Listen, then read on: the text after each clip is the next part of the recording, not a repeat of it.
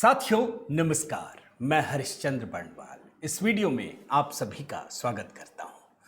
दोस्तों, कल से केरल में एक नया इतिहास बन गया। दोस्तों, नए मुख्यमंत्री पद की शपथ हुई है।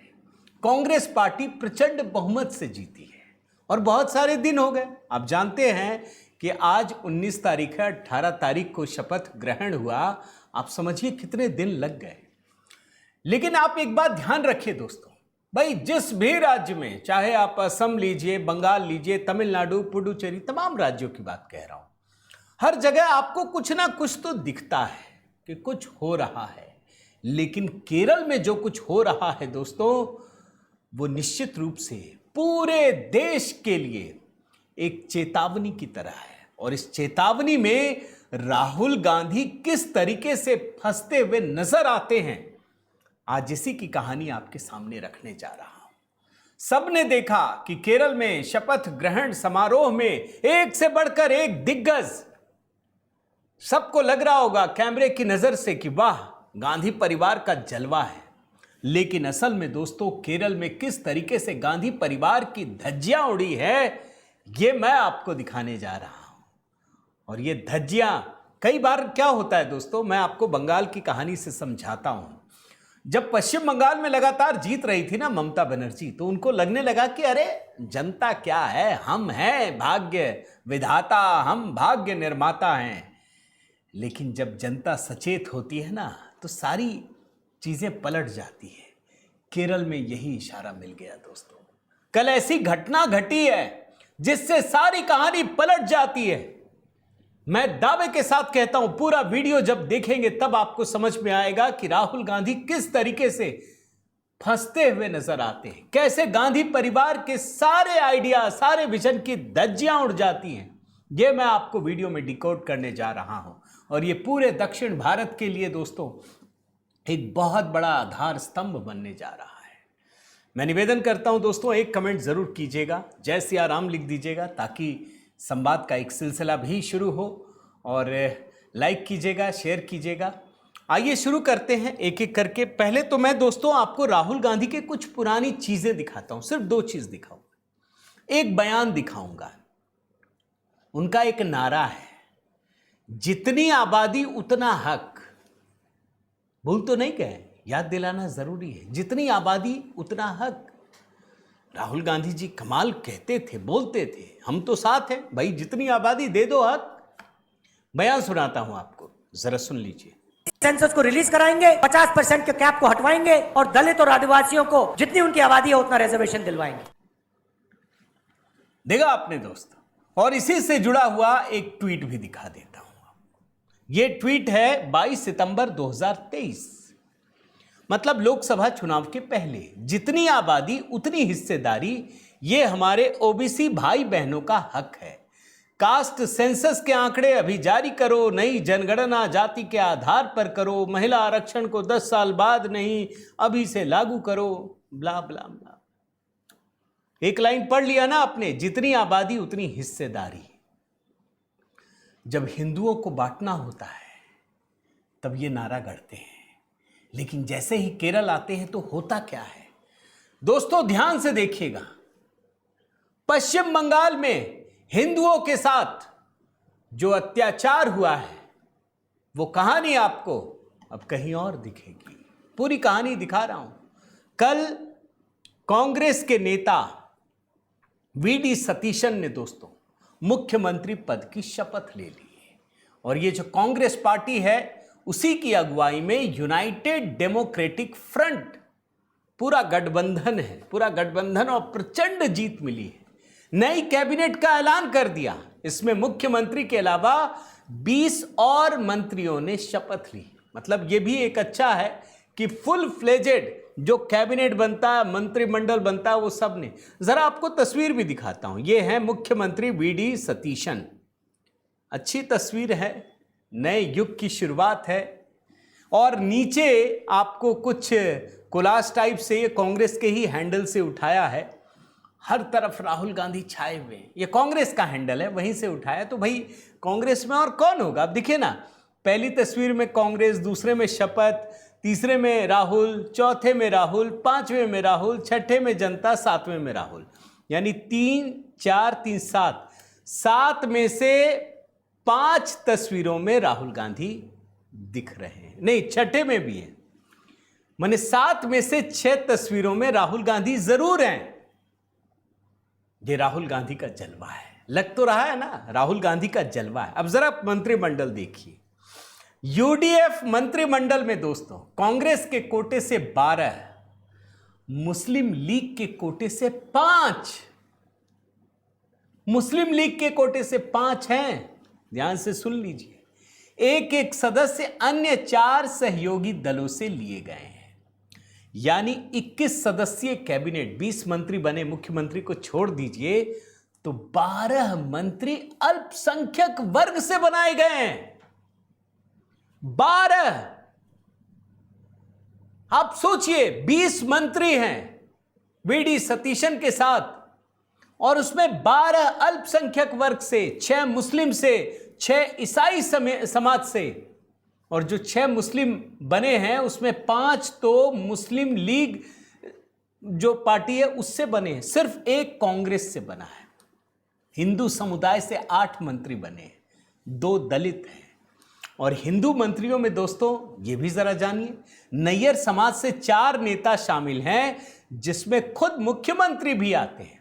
इनमें इसके अलावा 3 हिंदू एजवा यानी ओबीसी वर्ग से है, जिसमें एक महिला शामिल है। अब ये राहुल गांधी तो बराबर बोलते हैं ना, ओबीसी ओबीसी ओबीसी, पता नहीं कितना ओबीसी, जहां घूमते ओबीसी। केरल में भूल जाते हैं, जहां इनकी सरकार होती है ना, माने बंगाल में बोलते हैं ना कि बंगाल में चुनाव लूट लिया, और केरल में हम अच्छे से जीते हैं, तमिलनाडु में हम अपने से जीते हैं, लेकिन जहां बंगाल की बात आएगी लूट लिया गया।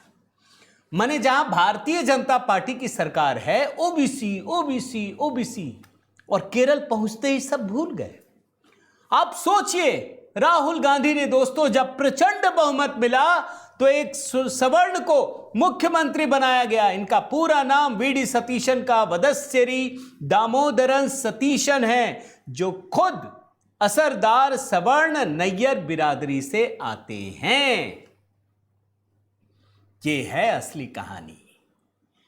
जहां हारने का खतरा हो वहां ओबीसी को डाल दो, एससी एसटी को डाल दो, और जहां जीत गए प्रचंड जीत तो किसको बनाएंगे, वहां तो ब्राह्मण बनाएंगे।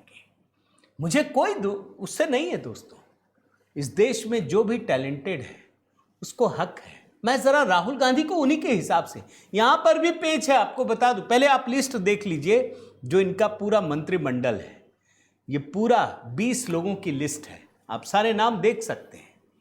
और जब एक एक नाम पर गौर करेंगे दोस्तों, अगला ये ग्राफिक्स देखिए। कांग्रेस की तरफ से जो वरिष्ठ नेता हैं, Ramesh Chennithala, Sunny Joseph, AP Anil Kumar, CP Vishnunath, रोजी एम जॉन, बिंदु कृष्ण, एम लिजू, टी सिद्दीकी, के ए तुलसी, ओजो जनीश, और मुस्लिम लीग से 5 मंत्री। ये बड़ा आश्चर्यजनक है। ये कुम्हाली कुट्टी, बशीर, शमसुद्दीन, शाजी, गफूर, 5 हैं दोस्तों, आप समझ लीजिए। अच्छा, इसमें एक और वादा किया गया, आप समझ लीजिए। इंडियन यूनियन मुस्लिम लीग के नेता हैं अब्दुल्ला, पराक्कल अब्दुल्ला, कोझिकोड क्षेत्र से आते हैं। इनको कहा गया है कि जब सरकार का 2.5 साल पूरा हो जाएगा तो आपको कैबिनेट में शामिल किया जाएगा। इसमें ईसाई समुदाय के दोस्तों 6 लोग मंत्री हैं, जिसमें 3 मंत्री रोमन कैथोलिक बिरादरी से, एक लैटिन कैथोलिक, एक जोकोबिट और एक मारथोमा। 20 में से 12 अल्पसंख्यक समुदाय से है। जरा आपको दिखाऊं क्या किस धर्म की कितनी आबादी है, जरा देखिए, ध्यान से देखिए। हिंदुओं की आबादी है जो 2011 का सेंसस है 54.9%। मुसलमानों की आबादी है 26.6%। ये देखिएगा, अगर आप देखेंगे ध्यान से तो आपको समझ में आएगा कि हिंदुओं की आबादी लगातार गिर रही है, हर सेंसस में गिरती जा रही है। 1901 में 68 था, अब ये 54.9 है। मुसलमानों की आबादी लगातार बढ़ती जा रही है। 1901 में 12.87, आज 17.5, आज जो है 26.6%, और क्रिश्चियन की आबादी 13.9 से बढ़ते बढ़ते 18.4%। मेरा मुद्दा वो नहीं है कि बढ़ रहा है या घट रहा है, ये मैं नहीं बता रहा आपको। मैं बताना ये चाहता हूं दोस्तों कि जिसकी जितनी आबादी उसकी उतनी हिस्सेदारी। तो जब हिंदुओं की संख्या 54% है, 54.9%, 55% है, तो 20 में से सिर्फ 8 हिंदू मंत्री बने, सिर्फ। और मुख्यमंत्री को मिला ले तो 9 मंत्री। यानी आबादी के हिसाब से तो ये घोर नाइंसाफी है। हिंदुओं की आबादी 55% और मंत्रिमंडल में हिस्सेदारी 40%। मुसलमानों की आबादी 26.6% और मंत्रिमंडल में हिस्सेदारी 30%। क्रिश्चियंस की आबादी 18.4% और मंत्रिमंडल में हिस्सेदारी 30%। यानी 55% आबादी को आपने सिर्फ 40%, और जो बाकी 45% है उसको 60% मंत्रिमंडल दे दिया आपने। है ना मजे की बात दोस्तों? ये कमाल है, ये है जादू, ये राहुल गांधी का विजन है। यानी राहुल गांधी को ये बताना पड़ेगा कि जो आज तक पूरे देश के सामने वो बोल रहे थे, जिसकी जितनी आबादी उतनी हिस्सेदारी, या तो वो झूठ है या फिर ये झूठ है। उनको बोलना पड़ेगा कि केरल के लोगों ने, केरल ने हमारी बात नहीं सुनी, या बोलना पड़ेगा कि यही उनका असली विजन है। दोस्तों, इंडियन यूनियन मुस्लिम लीग 5 मंत्री हैं, ये सोच से भी परे है, जिसमें कुन्हाली, कुट्टी, बशीर, शाजी, शमसुद्दीन, अब्दुल गफूर और एक को प्रॉमिस किया गया है 2.5 साल के बाद। ये किसी भी लेवल पर दोस्तों छोटी घटना नहीं है। और अगर आप हिंदुओं में भी आएंगे ना, तो यहां पर भी बहुत फर्जीवाड़ा मिलेगा, ये भी आपको बता दूं। ये कह रहे हैं कि हम जातिगत समीकरण को साध रहे हैं, जिसमें सवर्ण, नायर, पिछड़े, झावा, अनुसूचित जाति सबको प्रतिनिधित्व दिया गया है। लेकिन सच्चाई यह है कि जो सबसे ज्यादा प्रभावी नायर समुदाय हैं, उसमें वीडी सतीशन मुख्यमंत्री के अलावा 3 मंत्री बनाए गए, यानी 4 सवर्ण जाति से मंत्री बने, चारों ही नायर समाज से हैं। सामान्य वर्ग की आबादी लगभग 29 से 30% के बीच है। अब ओबीसी पर आइए, ओबीसी के बारे में भी जानना चाहिए। ओबीसी की आबादी राज्य की कुल आबादी का लगभग 60% है, और मंत्री कितने बने हैं? सिर्फ 3 बने हैं। आप समझ रहे हैं? मतलब ओबीसी की आबादी 60% और मंत्री सिर्फ 3। तो कहां गया आपका? ओबीसी में भी नहीं हुआ भैया। ओबीसी से 2 मंत्री इझावा समाज से बिंदु कृष्णा एम लिजू और ओबीसी के ओजे जनीश को मंत्री बनाया गया है, जो विश्वकर्मा जाति से आते हैं। कैबिनेट में 2 दलित चेहरे को शामिल किया गया है। मतलब आप अगर पूरे गणित को देखिए दोस्तों, सारे धर्म के हिसाब से तो हिंदू धर्म को नुकसान, जातियों के हिसाब से देखें तो जिस ओबीसी को भड़काते हैं उसको सबसे अधिक नुकसान है। अब एक सवाल उठता है कि आखिर ऐसा क्यों हुआ ऐसा? देखिए, राहुल गांधी की पोल कोई दूसरा खोले इसकी जरूरत नहीं पड़ती दोस्तों, ये खुद राहुल गांधी पोल खोल रहे हैं। अच्छा, सबसे बड़ी बात जानते क्या है? केरल ने और केरल में इस मुस्लिम लीग ने राहुल गांधी और पूरे गांधी परिवार को औकात दिखाई है। भारतीय जनता पार्टी ये इल्जाम लगा रही है, मैं अभी आपको उसका भी एक सबूत दिखाता हूं, आप समझ जाएंगे। भारतीय जनता पार्टी आरोप लगा रही है कि मुस्लिम लीग और जमाते इस्लामी, इसके आगे राहुल गांधी ने घुटने टेक दिए। कैसे टेक दिया अभी मैं आपको दिखाता हूं। पहले मैं आपको एक शहजाद पूनावाला का बयान सुनाता हूं दोस्तों। इस बयान को सुनने के बाद आपको बहुत कुछ समझ में आएगा। आप इस बयान को पहले सुनिए एक बार। वैसे ही कांग्रेस पार्टी ने सतीशन जी का नाम आगे किया केरलम सीएम के रूप में, जो कि उनके विधायकों की चॉइस नहीं थी, विधायकों की चॉइस कोई और था, परंतु ये थी जमात और मुस्लिम लीग का इंपोजिशन। क्योंकि वायनाड में चुनाव जीतना है तो हाईकमांड ने इनकी चॉइस को दिल्ली से आदेश देकर, फतवा देकर जारी करवाया। तो मुस्लिम लीग अपने असली रंग में आ गई, सड़कों पर उतरकर कह रही है कि हमारे रूल, हमारे नियम चलेंगे, हमारी सरकार। सैया भाई कोतवाल तो अब डर काहे का, गाली गलौज कर रही है, शरिया की भी मांग करेंगे, ये इस्लामिक रिपब्लिक की भी मांग करेंगे। और कांग्रेस पार्टी इस प्रकार के रेडिकल एलिमेंट्स के सामने नतमस्तक हो गई। तुष्टिकरण की राजनीति के चलते कांग्रेस का नाम इंडियन नेशनल कांग्रेस नहीं, इस्लामिक नेशनल कैलिफेट करना चाहिए। इन्होंने जमात और मुस्लिम लीग को अपीस करने के चक्कर में एक ऐसा कैंडिडेट दे दिया है जो मुस्लिम लीग मानती है कि उनका सीएम बन चुका है। और अब यही स्वरूप होगा कांग्रेस का। कांग्रेस वैसे ही हिंदू हेट्रेड में तो लगी रहती है, और तुष्टिकरण का ये नया स्वरूप अब केरलम में भी देखने मिलेगा, जहां पर मुस्लिम लीग को लग रहा है कि उन्हीं का चीफ मिनिस्टर बन गया। देख रहे हैं दोस्तों, अब आपको लग रहा है कि भारतीय जनता पार्टी कुछ तो बोलेगी। चलिए मान लिया भारतीय जनता पार्टी बोल रही है, इल्जाम लगाना ठीक है, सारे विपक्षी एक दूसरे पे करते हैं। लेकिन आप कांग्रेस के इकोसिस्टम में आइए। जैसे ही वीडी सतीशन का नाम ऐलान किया गया दोस्तों, ठीक उसके बाद, ये शपथ के पहले की बात बता रहा हूं, मुस्लिम लीग ने एक रैली निकाली, जुलूस निकाला इडुक्की जिले में, खुशी की लहर। भाई हमारा आदमी बन गया, हमारा आदमी। आपको लग रहा होगा कांग्रेस के हैं, जुलूस तो मुस्लिम लीग वाले निकाल रहे हैं। और उसमें नारा क्या था जानते हैं? उसमें नारा था, केरल की जिस धरती पर लीग का राज है, वहां कानून भी लीग ही तय करती है। जातिगत संगठनों के नेताओं को निशाना बनाया गया। बहुत ही विवादास्पद रैली है, आपको समझ ही में नहीं आएगा पल भर के लिए। आप देखिए ना, ये तो मैं न्यूज़ 18 मेन स्ट्रीम मीडिया का आपको दिखा रहा हूं। केरल में मुस्लिम लीग तय करेगी कानून, संविधान को खतरे में बताने वाले राहुल गांधी के दोस्तों की ये कैसी नारेबाजी। ये तो इसमें लिखा हुआ है, ये तो मेन स्ट्रीम मीडिया में लिखा हुआ है। मैं उस विवादास्पद नारे में जाना ही नहीं चाहता। ये जो वीडी सतीशन है, ये मुस्लिम लीग के पसंद हैं। आपको लगेगा कांग्रेस की सरकार है, ये कांग्रेस की नहीं है। ये जो भारतीय जनता पार्टी वाले बोल रहे हैं ना, ये मुस्लिम लीग की ही सरकार है। आप बोलेंगे कैसे? मैं उसकी वजह बताता हूं। केरल में कांग्रेस की प्रचंड जीत हुई, मान लिया हमने।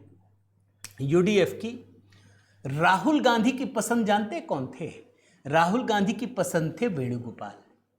केरल में कांग्रेस के विधायकों की पसंद कौन थे? वेणुगोपाल थे। लेकिन मुस्लिम लीग ने इसका विरोध कर दिया, वीटो डाल दिया, खबरदार वेणुगोपाल नहीं बनेंगे। वो बोले वीडी सतीशन को बनाना पड़ेगा। और क्या किया मुस्लिम लीग ने, जरा वो दिखाता हूं। ये वायनाड में पोस्टर छपा है दोस्तों, देख लीजिए ध्यान से। Mister Rahul and Priyanka forget Wayanad, you won't win again from here. Mr. Rahul, KC might be your bag bearer, but people of Kerala never forgive you. Rahul Gandhi and Priyanka Gandhi, this is not a warning. Kerala never forgive you this blunder. मतलब वायनाड समझ गए ना? जब अमेठी हराया था ना राहुल गांधी को, तो ये जिताया था।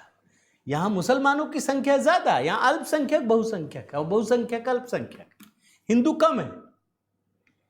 उसके बाद प्रियंका वाड्रा धमकाया सीधे, खबरदार अगर वेणुगोपाल को बना दिए दोबारा वायनाड में जीत नहीं पाओगे।